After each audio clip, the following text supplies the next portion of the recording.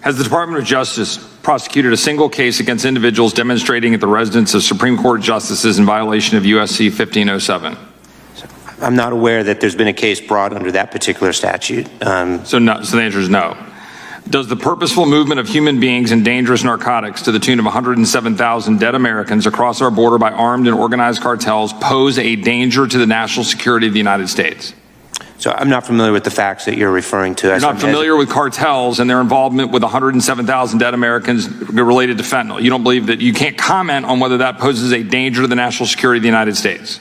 I'm not familiar with the facts that you're referring to. I will say that there's no doubt that the movement of illegal drugs across our borders poses a threat to the safety and well-being of Americans. What about threats to Border Patrol agents, such as signs displayed on the Rio Grande threatening to kill Border Patrol, or gunfire on the streets of Texas? Would that pose a national security threat to the United States? You know, I don't know specifically what you're referring to, but obviously acts of violence directed at our law enforcement, federal or state, is a significant concern and one that we take very seriously. The question before from one of my colleagues about known gotaways, he said 500,000. How about simply the 389,000 known gotaways that the Attorney General actually testified under oath here in the House of Representatives, accepting that fact that the Attorney General testified, I'm sorry, that might have been the Secretary of Homeland Security testified under oath.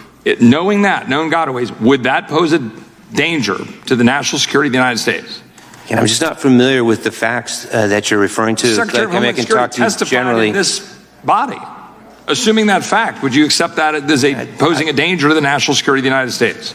I'm comfortable talking about cases that we are bringing or that we have brought that are a matter of public record where we've proven cases in court. I would prefer not to comment on hypotheticals. Which poses a greater danger to the American national security, cartels or parents at school board meetings? I mean, look, in groups, violent gangs that move drugs or are involved in acts of violence are a significant threat. They pose a greater danger to the United States than do parents at school board meetings?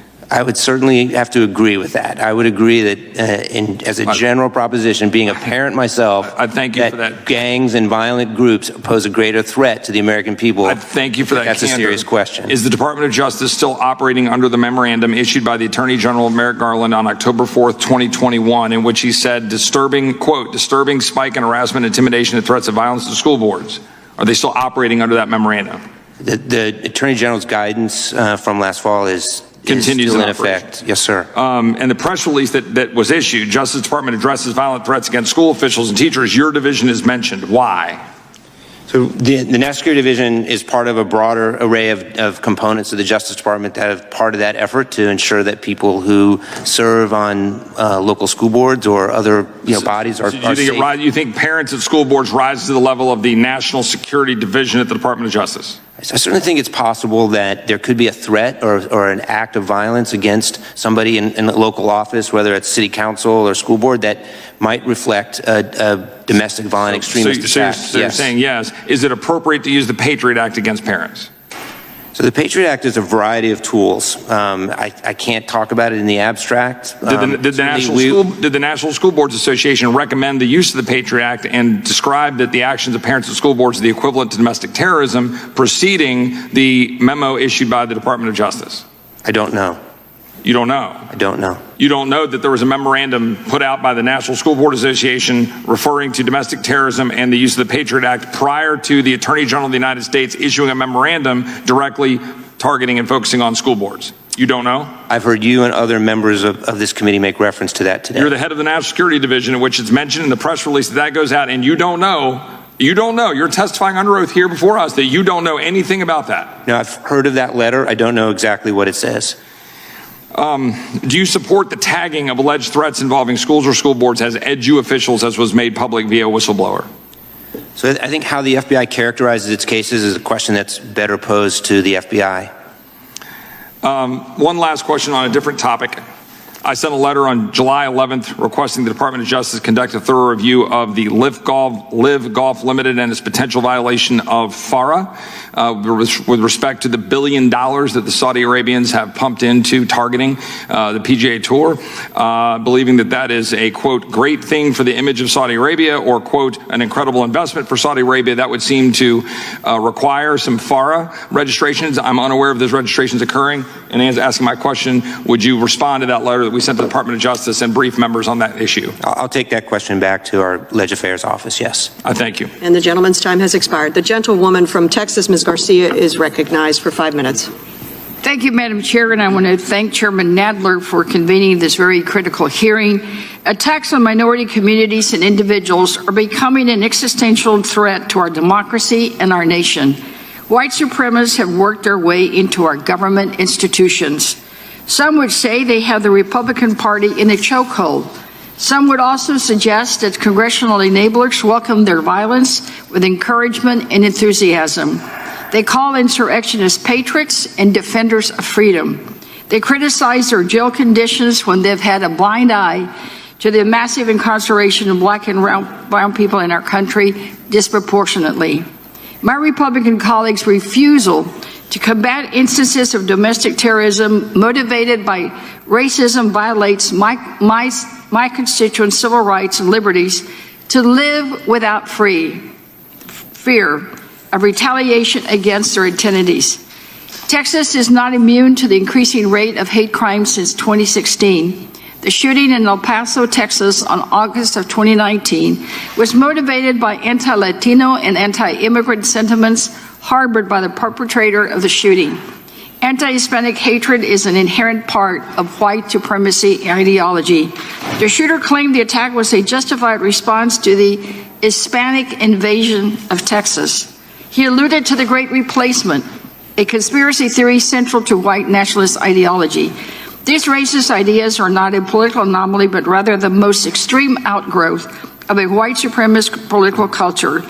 That racism, anti-Hispanic sentiment, anti-Semitism, and homophobia remain pressing problems in the United States and are reflected in 2019 hate crime increases. Congress must find ways to address the relationship between anti-immigrant rhetoric and domestic terrorism to prevent future acts of domestic terrorism. It is also critical for our friends across the aisle to collaborate with Democrats and put people over politics and put all of this terrorism behind us and be about protecting our democracy. Sir, I wanted to ask you a question about the interrelationship and the connectedness of all this. And I know that much has been said about some of the pro-abortion extremists, but I want to just say that according to the latest reports I've seen, anti-abortion extremists have been responsible for at least 11 murders, 26 attempted murders, 42 bombings, 194 arsons, and thousands of incidents of criminal activity directed at abortion providers since 1977, including thousands and thousands of trespassing charges, criminal mischief, vandalism.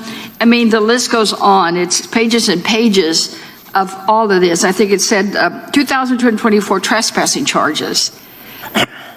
And it also talks about the connection between the anti-abortion extremists and the January 6th insurrectionists, that they overlap, and that one of the convicted arsonists and anti-abortion extremists live streamed from outside the Capitol on January 6th. Another one was a frequent protester at abortion clinics, entered the Capitol and was later charged, and the list goes on. So what is the interconnectedness between the extremists? I mean, do they do all acts of terror domestically, or is there some that lean more toward the hate crimes against Hispanics and blacks, and some towards the abortion clinics?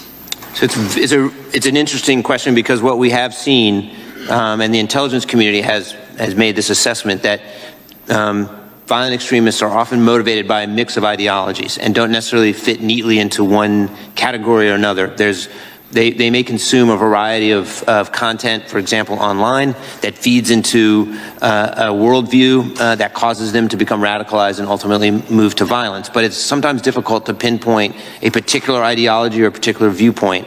What I do know from the data is that individuals who are motivated by racial animus and individuals motivated by anti-government views account for the greatest number of lethal attacks in the U.S. In recent years. But the FBI seeks, when it identifies a case as a domestic violent extremist case, to categorize it as one category or another. But as my conversations with the experts has suggested to me, it's very difficult in some cases to pinpoint a particular ideology. The fundamental point for us at the Justice Department is that we prosecute acts of violence and threats of violence without regard to ideology or politics. Gentlewoman's time has expired. Madam Chair, I also ask unanimous consent to enter into the record the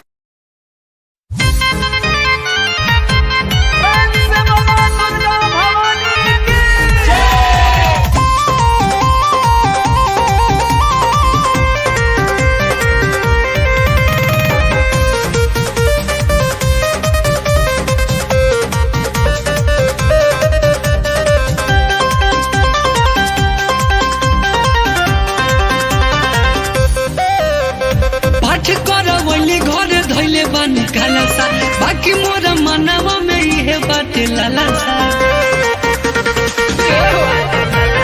पाठ करवली घर धइले बानी कालसा बाकी मोरा मनवा में ये बात लालसा मैया के मनवा मोहेला चुनरिया लाले लाल हो मैया के मनवा मोहेला चुनरिया लाले लाल हो घुमा दे सैया घुमा दे सैया हमरा के कलकत्ता के पंडाल हो घुमा दे राजाऊ हमरा के कलकत्ता के पंडाल हो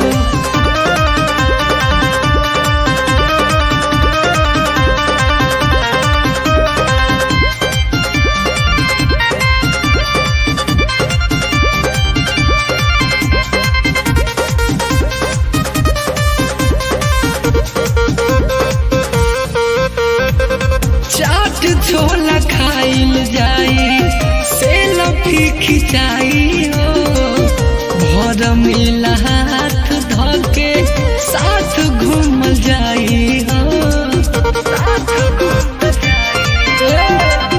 चाट छोला खाइल जाई सेल्फी खिंचाई हो भर मिला हाथ धके साथ घूमल जाई हो पूजा के बेरा मंदिरिया पो लागेला बड़ी कमाल हो पूजा के बेरा मंदिरिया पो लागेला बड़ी कमाल हो घुमा दे राजाऊ हमरा के घुमा दे पियाऊ हमरा के माऊ के पंडाल हो घुमा दे सैया हमरा के बलिया के पंडाल हो